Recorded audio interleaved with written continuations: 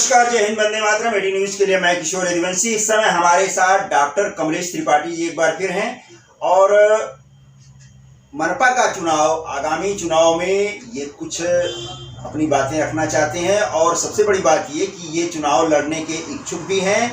अगर ये ward number 76 अगर पुरुष वार्ड होता है तो इसी बात पर हम लेकर के कुछ और मुद्दे हैं हमारे साथ में। हम डॉक्टर कमलेश त्रिपाठी जी से आपके लिए कुछ बात करना चाहते हैं। डॉक्टर साहब, एक बात बताइए कि नमस्कार, 18 न्यूज में आपका हार्दिक स्वागत है। एक बात बताइए कि मनपा का चुनाव जो है आगामी जो होने जा रहा है उसमें आपकी तैयारी है कि आप भी चुनाव लड़ना चाहते हैं? मैंने ऐसा सुना है कि आप चुनाव लड़ने के इच्छुक हैं, क्या बात? सर, मनपा का जो चुनाव 2022 में होने वाला है उसमें अगर अभी तो ये हमारा जो है हमारे यहाँ की नगर सेविका उजला ताई मोडक जो है यहाँ उन्होंने जो है इस सीट को जीत के जो है प्रेजेंट में वो हमारी यहाँ की नगर सेविका हैं। और अगर ये सीट अगर पुरुष वर्ग में कैटेगरी में अगर जो है लॉटरी में अगर ट्रांसफ़र होती है तो अगर पार्टी अगर का आदेश होगा तो मैं इस वार्ड से लड़ने की अपनी जो है दावेदारी जो है पेश करने की अपनी जो है वो करूँगा। और क्योंकि मैं इस वार्ड में सर करीब 25 साल से मैं प्रैक्टिस कर रहा हूँ और यहाँ के लोगों के दुख सुख में मैं हमेशा शामिल होता हूँ। और मैं 2007 में मैं यहाँ कंटेस्ट भी कर चुका हूँ और मेरा जो है रनर अप पोजीशन रहा है। और उसके बाद से मैं लगातार यहाँ के लोगों के साथ उनके दुख सुख में जो है लगा हुआ हूँ। और मेरा ये कहना रहता है कि अगर कोई भी कैंडिडेट आए, अगर उस वार्ड का लोकल रहेगा तो वहाँ की समस्याओं को समझ पाएगा और वहाँ के विकास में अपना योगदान दे पाएगा। तो अगर यहाँ अगर सर्वे होता है तो मुझे उम्मीद है कि मेरा नाम निकल के आएगा और पार्टी के जो हमारे सीनियर लीडर हैं वो उस पर विचार करेंगे, ऐसा मैं सोचता हूँ। अच्छा, एक बार और बताइए कि वार्ड का काफ़ी जो है मनपा ने जो है परिसीमन किया है, इधर का उधर उधर का इधर, इस तरह से मतलब कि एक हालमेल जैसा हो गया है जो कि कार्यकर्ताओं को भी खटक रहा है, मतदाताओं को भी खटक रहा है। इस पर आप क्या कहना चाहिए? सर, एक्चुअली जो बॉर्डर को इस बार जो डिस्टर्ब किया गया, बॉर्डर की जो हर वार्ड की जो बाउंड्री को डिस्टर्ब किया गया है वो कहीं ना कहीं टोटल गलत हुआ है। क्योंकि उसमें बहुत से ऐसे एरिया हैं जो रोड को क्रॉस करके हो गया है या बड़े जो है नाले हैं उनको क्रॉस करके हो गया है। तो डेवलपमेंट करने के लिए जगह जगह से परमिशन निकालने के लिए उस वार्ड का विकास करने के लिए काफ़ी परेशानी होगी।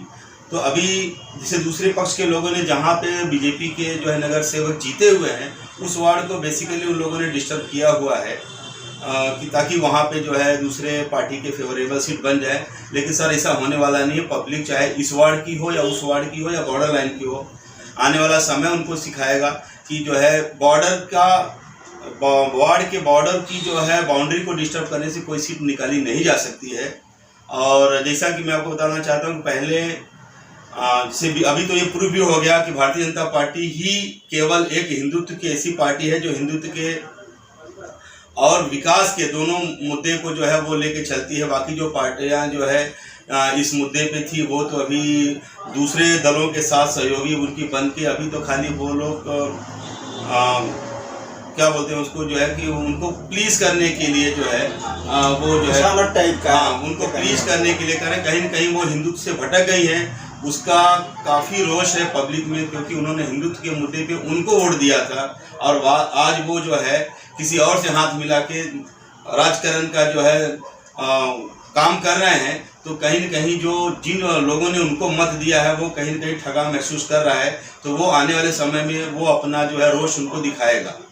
एक बात बताइए, मुंबई का जो मनपा चुनाव होगा, जैसे आप उत्तर प्रदेश में आपकी पार्टी जो लड़ रही है वो हिंदुत्व के मुद्दे पर लड़ रही है, यहाँ आपका क्या मुद्दा होगा? यहाँ कोरोना महामारी इस बीच में हुई है, बहुत सारी बातें हुई हैं, भ्रष्टाचार की बहुत बड़ी इसमें कहानी आई है, बहुत सारे मुद्दे आए हैं महाराष्ट्र में जो काफ़ी राजनीति को उबाल पर लेकर के गए हैं। अभी भी राजनीति महाराष्ट्र की उबाल पे ही चल रही है, कब क्या हो जाए कहा नहीं जा सकता। तो ऐसे में आपका महाराष्ट्र का जो मनपा का चुनाव है वो किस मुद्दे पर आप लड़ना चाहते हैं? सर, यहाँ पे जो भी चुनाव लड़ा जाएगा वो फर्स्ट हमारा हिंदुत्व का मुद्दा तो फर्स्ट प्रायोरिटी रहेगा। उसके साथ हमारा विकास का मुद्दा रहेगा कि हम विकास करें। क्योंकि आपने देखा होगा कि करप्शन फ्री, जैसा मोदी जी ने आपको कहा है करप्शन फ्री को जो है इंडिया बनाना है। तो अभी आप देखें कि यहाँ दूसरे पक्ष के बड़े बड़े लीडर सब आज करप्शन के उस चार्जेस उनके ऊपर फ्रेम हो रहे हैं और वो अंदर जा रहे हैं, तो इसके लिए कुछ कहने की ज़रूरत नहीं है। आने वाला समय हम लोगों को एक साफ़ सुथरी सरकार, इवन महानगर पालिका में भी आने वाला समय में भारतीय जनता पार्टी का महापौर बनेगा और मुंबई को विकास करने के लिए, मुंबई को विकसित बनाने के लिए एक नए सिरे से नए सोच के साथ भारतीय जनता पार्टी तथा उसके सारे नगर सेवक मिलकर एक नई मुंबई का जो मतलब मुंबई के विकास के लिए एक नया आयाम लिखेंगे। दूसरी बात ये कि आपने जो हिंदुत्व की बात किया, तो हिंदुत्व का मुद्दा इस समय पूरे हिंदुस्तान में गरमाया हुआ है और उसमें खास करके हिजाब जो बच्चों का कर्नाटक में या मद्रास साइड में जो है ये मुद्दा गरमाया हुआ है कि स्कूल में हिजाब पहनना बच्चियों को अनिवार्य किया जा रहा है या वो प्रेशराइज कर रहे हैं, वो अपने कल्चर की बात कर रहे हैं। इस पर आप क्या कहना चाहिए? सर देखिए, किसी के व्यक्तिगत पहनावे पे मुझे कोई आपत्ति नहीं है, वो हिजाब पहने या उनका जो भी ड्रेस कोड पहने, लेकिन जो जहाँ शिक्षा लेना है, जहाँ आपको पढ़ाई करना है, वहाँ हर स्कूल कॉलेज का अपना एक ड्रेस कोड होता है। तो मैं तो लोगों से यही अपील करूंगा कि आप अपने घरों में, रास्तों पे, कहीं भी आप आपका जो यूनिफॉर्म है या आपका जो पर्सनल जो है ड्रेस कोड है आप उसको पहने, लेकिन जहाँ आपको पढ़ना है, वहाँ आपको कुछ बनना है, सीखना है, तो वहाँ आप जो है वो मजहबी चीज़ों को न ले जाएं। वहाँ जो भी स्कूल कॉलेज का जो ड्रेस कोड है उसको आप फॉलो करें और देश के विकास में कंधे से कंधा मिला के जो है आप आगे बढ़ें और आपका समाज को आप आगे बढ़ने दें। ये पर्दा प्रथा जो भी रहा, चाहे जिसके लिए भी रहा हो, आने वाले समय में ये अच्छा नहीं था। तो अभी लोग जो है आपको करना है करें, लेकिन उसका एक सर्टेन एक्सटेंट तक करें, जहाँ आपको रोड पे करें, आपको अपने घर पे करें, लेकिन जहाँ पढ़ाई करना है, जहाँ आपको कंपटीशन के लिए तैयारी करना है, जहाँ आपको आगे बढ़ना है मॉडर्न युग में, आप वहाँ पे जो है उस कॉलेज या स्कूल का जो ड्रेस कोड है उसको फॉलो करना चाहिए। अभी देखिए, अंतर्राष्ट्रीय स्तर पर अगर देखा जाए तो रसिया यूक्रेन का जो युद्ध चल रहा है, वहाँ भी हमारे मेडिकल के कुछ बच्चे पढ़ने के लिए गए। उसमें हिंदू हैं, मुसलमान हैं, सिख हैं, ईसाई हैं, हर धर्म के बच्चे हैं वहाँ पर। वो बच्चे फंसे हुए हैं कुछ, और कुछ बच्चे वहाँ पर हमारी सरकार लेके आ रही है।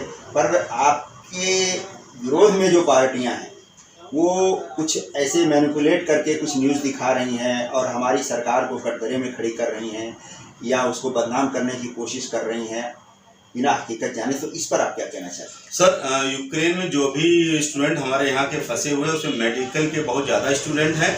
और आपको बता दें कि हमारे जो है प्रधानमंत्री जी जो है और हमारे यहाँ के जो विदेश नीति है, वो लोग जो है पूरी जो टीम है वहाँ की सरकार के साथ टच में है और वो वहाँ से जितने हमारे स्टूडेंट हैं उनको विद रिस्पेक्ट और उनको बड़े सेफ्टी के साथ में इंडिया लाया जा रहा है और हमारी सरकार जो है उसको लाने में सबको सफल हो रही है। आपने बहुत से इंटरव्यू देखा होगा कि डायरेक्ट वहाँ से स्टूडेंट आ रहे हैं और वो वहाँ पे जो है थैंक यू इंडिया का इतना सर वहाँ पे परचम अच्छा चल रहा है कि आप इंडिया का फ्लैग लगा के जो है गाड़ियों से आइए तो आपको न रसियन आपको डिस्टर्ब करेंगे, न आप यूक्रेन वाले आपको डिस्टर्ब करेंगे। मतलब इतना हमारे देश का वहाँ पे माननीय मोदी जी ने जो नाम किया है, रियली उसका बेनिफिट मिल रहा है। और वहाँ से हमारे सारे बच्चे जो भी वहाँ पढ़ाई कर रहे हैं वो सब बड़े ही जो है सेफ्टी के साथ में इंडिया जो है इंडिया वापस आ रहे हैं, उसमें कोई दो राय नहीं है। विरोधी कुछ भी कहें लेकिन सच्चाई है। हमारे काफ़ी ऐसे दोस्त हैं जिनके बच्चे वहाँ यूक्रेन में पढ़ रहे थे, वो काफ़ी बच्चे सब बहुत सेफ्टी के साथ इंडिया आ चुके हैं। जो बच्चे नहीं आ पाए हैं या जो बच्चे कहीं फंसे हुए हैं, अटके हुए हैं दूर दराज के स्कूल कॉलेज में, यूनिवर्सिटी में, या फंसे हुए हैं मेडिकल कॉलेज में, तो ऐसे बच्चों के अभिभावकों को आप क्या कहना चाहते हैं कि वो इस सिचुएशन में उन्हें क्या करना चाहिए?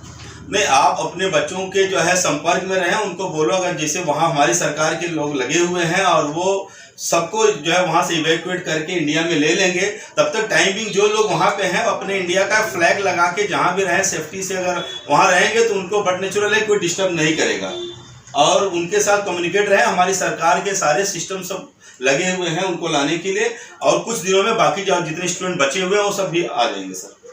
अच्छा चलिए ठीक है, एक बार फिर मुंबई वापस लौटते हैं और आपके यहाँ से अगर आपको टिकट दिया जाता है, मान लीजिए ये जेंट्स वार्ड हो गया और आपको टिकट दिया जाता है, तो आप जीतने की उम्मीद करते हैं?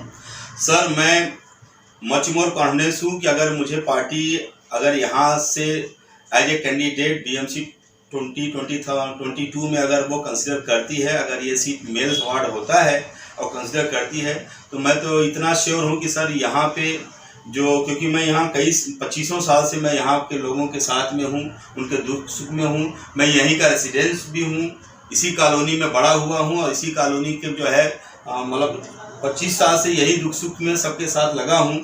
और मेरे लिए क्या है सर, बैरियर जो है, जो दूसरे जो लोग पक्ष के भी लोग हैं, जो वोटर हैं, वो कहीं ना कहीं वो मेरे साथ डायरेक्टली सब जुड़े हुए हैं कि वो सब मुझे हेल्प करेंगे सर, क्योंकि उनको अपने क्षेत्र का विकास चाहिए और उनको अपने क्षेत्र के, अपने सोसाइटी का, अपने गली मोहल्ले का कोई भी कार्यकर्ता चाहिए जो उनके दुख सुख में खड़ा रहे या उनकी छोटी छोटी बातों को जो है उस पर वो एक्शन ले, काम करे। कोई सैटेलाइट कोई कार्यकर्ता वो लोग नहीं चाहते हैं, तो इसलिए सब लोगों का रुझान है कि अगर मुझे मौका मिलता है तो मैं इस एरिया को एक नगर सेवक, जिसको आप बोलते हैं, नगर का राजा नहीं बल्कि एक नगर सेवक का जो रियल मायने होता है उसको मैं प्रूफ करने की कोशिश करूंगा। और मैं चाहूँगा कि मेरा क्षेत्र एक विकसित वार्ड बने। हमारी नगर सेविका उजलाताई मोडक ने जो है, आप अगर देखिए तो शिव टेकड़ी, दर टेकड़ी, रामवाड़ी में जो कई सालों का पानी का समस्या था, करीब 25 साल से दूसरे पक्ष के यहाँ पे नगर सेवक थे, लेकिन वो नहीं सॉल्व कर पाए। उसका श्रेय अगर आप जाता है तो आज उज्ज्वला जी को जाता है, क्योंकि उन्होंने उस एरिया में पानी का प्रेशर और बढ़िया सप्लाई उन्होंने उस एरिया में इस्टेब्लिश करके दिया। और कोरोना काल में सर उज्ज्वला मोडक जी के अंडर में हम लोगों ने और हमारे कई सहयोगी मिलकर हम लोगों ने काफ़ी मेडिसिन लोगों को बांटी, बल्कि उसमें हमारे 2 जो है साथी जो है शहीद भी हो गए, क्योंकि उनको कोरोना हो गया था और वो कोरोना में उनका डेथ हो गया। तो ये हमारी उनकी एक टीम थी और हम लोगों ने जो है मिलके सबने काम किया है। और हमारे क्षेत्र में जो भी, क्योंकि ये सर ये जो वार्ड रहा है काफ़ी, एक्चुअली ये कोरोना काल में फंड बहुत कम आए, क्योंकि 2 साल तो पूरा लॉकडाउन ही था, उसमें फंड नहीं आया। जितना फंड आया, क्योंकि एरिया बहुत बड़ी है और 25 साल से दूसरे पक्ष का यहाँ पे कारपोरेशन के लोग हुआ करते थे, तो यहाँ बहुत सी चीज़ें या बहुत से डेडलॉक पड़े हुए हैं अनवर्क, जिसको काम करना है। तो मेरे हिसाब से आने वाले समय में अगर मौका मिलता है तो सर ये काम होगा। उज्ज्वला जी ने काफ़ी काम किया है, ऐसा नहीं है। देखिए उनका काम क्या है, उनका काम है करना। बाकी सोशली जो से आना जाना थोड़ा सा, चूँकि सीजन भी ऐसा था, कोरोना काल का था, लेकिन उन्होंने रियली जो काम किया है, चाहे टॉयलेट का काम हो, चाहे गटर का काम हो, बहुत से काम उन्होंने बहुत तेज़ी से अपने वार्ड में किया है। अगर आपको इसका देखना हो जीता जागता उदाहरण, तो आप शिव टेकड़ी, दर टेकड़ी, रामवाड़ी में जाइए, वहाँ आपको रियली मिलेगा कि उन्होंने उस एरिया में बहुत काम किया है। बाकी बिल्डिंग एरिया में बहुत काम ज़्यादा रहता नहीं है, लेकिन उन्होंने काम किया है। अब लोगों का एक अपना ये मत रहता है, बट पॉजिटिव ये बताएं कि उन्होंने काम किया। इसके और इस वार्ड को डेवलप करने के लिए थोड़ा और वक्त चाहिए। चलिए ठीक है, हम आपकी बात मान लेते हैं। भगवान करें आपको पार्टी टिकट दे, और ये आने वाला वक्त बताएगा कि उज्ज्वला जी अगर आती हैं, वो नगर सेवक बने या चुनाव में उन्हें टिकट दिया जाता है तो कैसा होता है, उसका रिजल्ट तो आने वाला समय बताएगा। और हम प्रार्थना करते हैं ईश्वर से कि आपको टिकट मिले और आप जो है इस एरिया को जो आपका सपना है उसे आप साकार करने की अपने भरसक कोशिश कर सकें। और क्योंकि 25 साल से जो आप यहाँ पर समाज सेवा का काम कर रहे हैं, और सबसे बड़ी बात ये कि आप यहाँ के एक एक आदमी को बाय नेम जानते हैं, बाय फैमिली जानते हैं, तो ये आपके लिए एक बेहतर चीज़ होगी। आने वाले समय के लिए ढेर सारी शुभकामनाएं 18 न्यूज़ की तरफ से। आप हमारे चैनल पर कुछ कहना चाहते हैं, अगर आपके मन में भी कुछ ऐसी शंका या कोई सवाल जवाब है, प्रश्न है, तो आप बेझिझक हमसे नीचे दिए हुए नंबरों पर हमसे संपर्क कर सकते हैं और अपनी बात अपने लोगों तक पहुंचा सकते हैं। 18 न्यूज़ के लिए मैं किशोर रजवंशी। नमस्कार, जय हिंद, वंदे मातरम, धन्यवाद। नमस्कार।